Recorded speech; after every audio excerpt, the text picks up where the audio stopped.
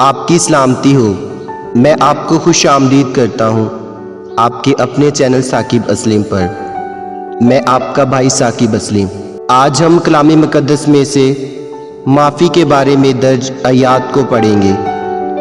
کلسیوں 3 باب اس کی 13ویں آیت۔ اگر کسی کو دوسرے کی شکایت ہو تو ایک دوسرے کی برداشت کرے اور ایک دوسرے کے قصور معاف کرے، جیسے خداوند نے تمہارے قصور معاف کیے ویسے ہی تم بھی کرو۔ متی کی انجیل اس کا 6واں باب 14ویں تا 15ویں آیات۔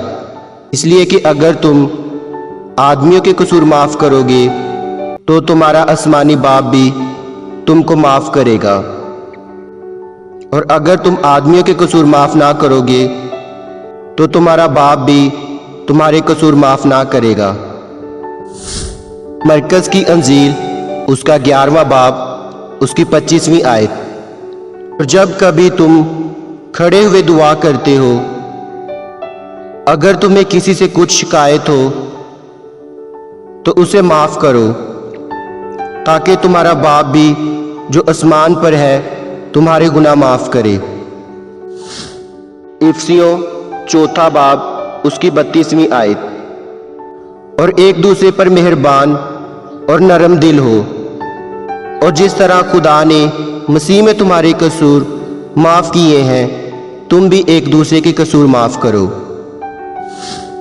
پہلا یوحنا اس کا 1 باب اس کی 9ویں آیت۔ اگر اپنے گناہوں کا اقرار کریں تو وہ ہمارے گناہوں کے معاف کرنے اور ہمیں ساری ناراضگی سے پاک کرنے میں سچا اور عادل ہے۔ آمین۔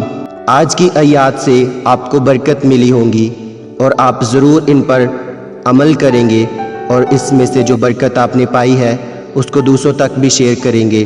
میں آپ کے لیے دعا گو رہوں گا، آپ بھی میرے لیے دعا کرتے رہیے گا۔